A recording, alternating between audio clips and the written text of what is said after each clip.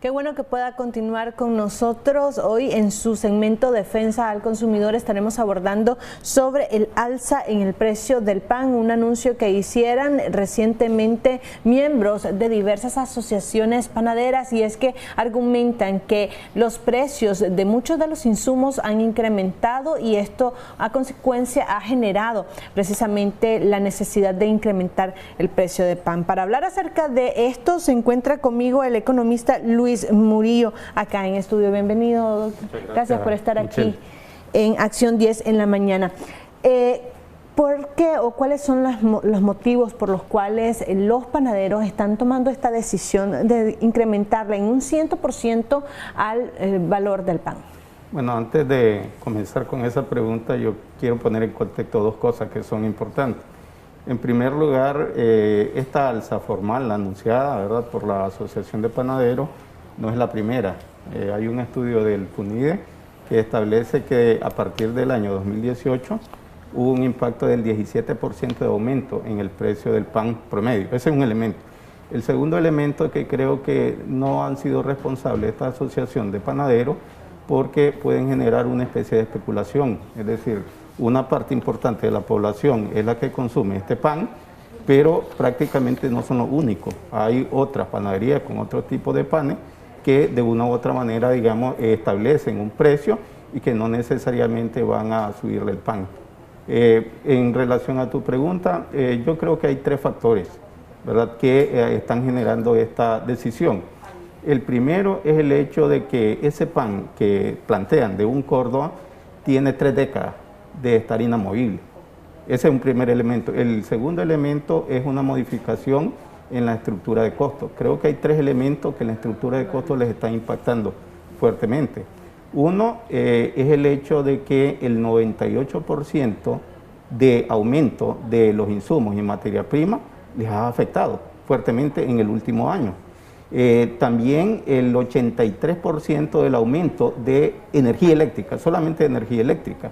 Y un tercer elemento es el hecho de que se está generando un costo de oportunidad en el sentido de que muchas familias, ¿verdad?, están incorporando mano de obra familiar que no le están pagando físicamente y eso ha minorado, digamos, un poco el costo.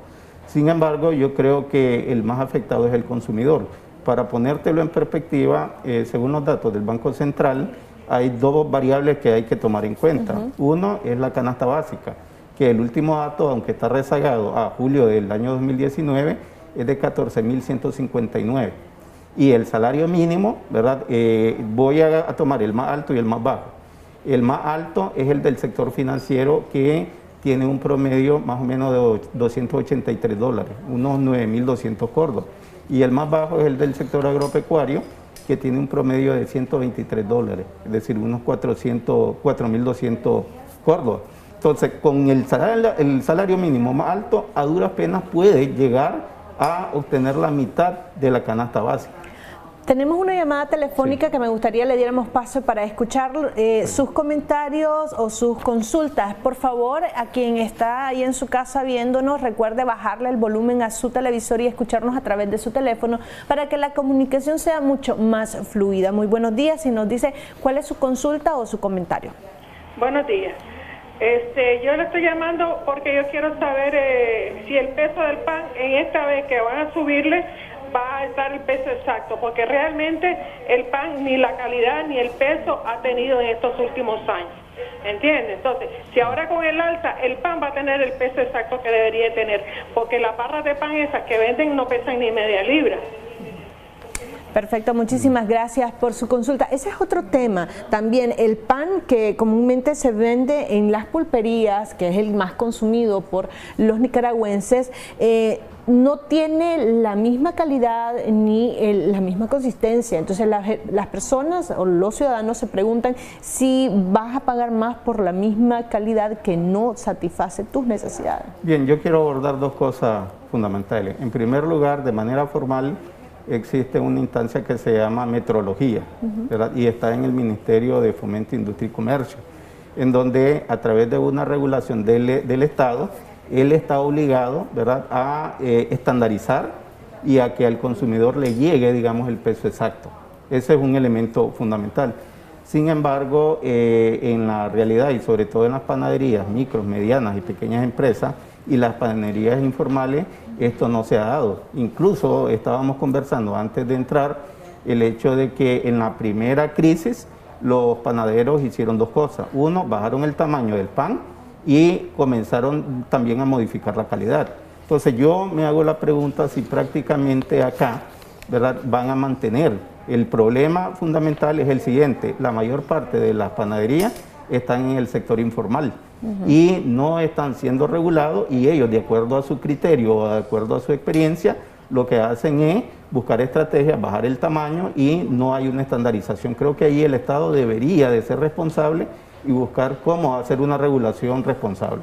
Don Luis, tenemos otra llamada telefónica. Me gustaría que le escucháramos su comentario, su pregunta. Recuerde bajarle el volumen a su televisor. Muy buenos días. Sí, buenos días. Buenos días. ¿Aló? Sí, lo escuchamos. Recuerde bajarle el volumen a su televisor y escúchenos a través de su celular. Sí, está bien. Mi opinión es sobre el caso de los panificadores que dicen tener 30 años de estar teniendo el mismo precio del pan. Eso quiere decir que, hablemos de 29 años para atrás, nos han estado explotando. Solamente eso. Solamente. Perfecto. ¿Qué sucede con las exenciones? ¿A quién se les está beneficiando? Porque entiendo que varios de los productos para la materia prima o la materia prima del pan están dentro de las exenciones famosas. ¿A quiénes se les brinda estas exenciones? Bueno, en primer lugar, las exenciones son recursos públicos que el Estado, digamos, establece como una política pública para incentivar un sector. Prácticamente un estudio de FUNIDES planteó de que solamente el 16 o 17% de todo el sector de panadería accede a las exenciones y exoneraciones. Y esto se debe a que cuando tú vas a acceder a ese tipo de beneficios, tienes que cumplir algunos criterios, como ser formal, estar al día con los impuestos, ¿verdad? Y la mayor parte del sector en este país, de la panificación, está en la parte del sector informal. Entonces creo quienes no reciben los beneficios de la exención. Ahora, la pregunta es si este incremento lo va a aplicar la panadería informal, la pequeña, o lo va a aplicar la panadería que es más grande, o si todas las panaderías van a aplicar este incremento del 100% del pan. A ver, esto es una pregunta un poquito difícil de contestar por la siguiente razón. Cuando tú estás en una economía informal hay bastante discrecionalidad. Y de acuerdo a tu parecer, para no afectar, entre comillas, tú lo que haces es trasladar el costo.